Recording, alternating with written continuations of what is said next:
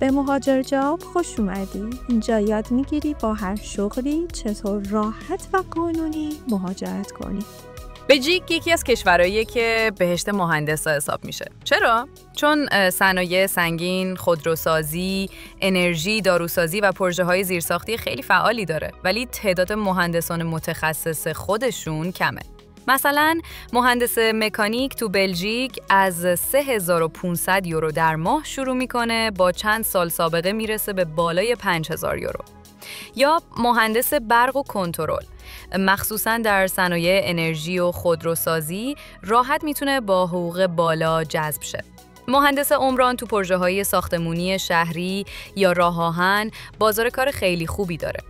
هندسه مکانیک بلژیک تو زمینه مهندسی مکانیک حسابی فعاله، مخصوصاً تو صنایع زیر. خودروسازی مثل آدی براسلز، ولوو تراکس، نیاز به طراحی، تولید، تست، کنترل کیفیت. صنایع ماشینسازی و تجهیزات صنعتی شرکت‌هایی هستن که تجهیزات تولید می‌کنن برای بقیه اروپا. نگهداری و تعمیرات در نیروگاه‌ها، پالایشگاه‌ها و کارخونه‌های بزرگ. تخصص‌های مهم: کدکم، طراحی سه‌بعدی با سالید ورکس یا کاتیا، تحلیل تنش و دینامیک با انسس یا اباکوس. حقوق از حدود 3500 یورو برای تازه کار تا بالای 5500 یورو برای مهندس با 5-6 سال سابقه. مهندسی برق و الکترونیک این رشته یکی از پرتقاضاترین ها تو بلژیکه، به ویژه در پروژه‌های انرژی، حمل و نقل، خودروسازی و صنعت. کجا کار هست؟ شرکت‌های برق و انرژی تجدیدپذیر، توربین بادی خورشیدی نیروگاه‌ها، شرکت‌های تولید اتوماسیون صنعتی، PLC، سکادا، پروژه‌های ریلی و شهری مثل مترو بروکسل، شبکه برق سراسری. مهارت‌هایی که شرکت‌ها دنبالش هستن: طراحی مدار و PCB، کنترل صنعتی با PLC سیمنز، آلن برادلی، تسلط به نرم افزارهایی مثل مطلب، ای-تیپ، ای-پلان. حقوق از 3600 یورو شروع تا بیش از 6000 یورو برای متخصصای انرژی یا کنترل. مهندسی عمران، پروژه‌های زیرساختی تو بلژیک همیشه در جریانه، از بازسازی شهری گرفته تا توسعه راه آهن و بندرها.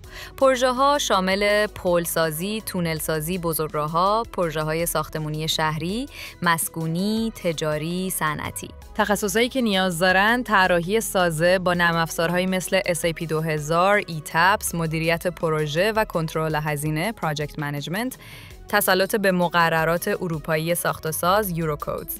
حقوق 3400 تا 5500 یورو در ماه، بسته به تجربه و تخصص. حالا اگه بخوای وارد این مسیر بشی، دقیقاً باید چی داشته باشی؟ اول از همه مدرک مهندسی معتبر، ترجیحاً لیسانس به بالا، ولی تجربه کاری مهمتره. اگه 2 سال سابقه مرتبط داشته باشی، شانست خیلی بالاست.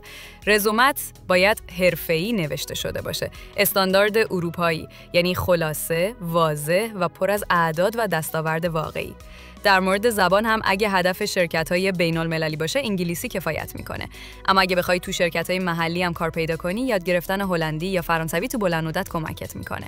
برای ویزا یا با ویزای کاری وارد میشی، یا اگه حقوقت بالای حدود 60000 یورو در سال باشه، میتونی بلو کارد اروپا بگیری که یه جور ویزای کاری پیشرفته است و امکان اقامت بلند مدت و حتی جابجایی راحت‌تر تو کل اتحادیه اروپا رو میده. همین الان سابسکرایب کن، زنگوله رو بزن و یه لایک باحالم بذار برام. حتما برام کامنت بذار شغل بعدی چی باشه.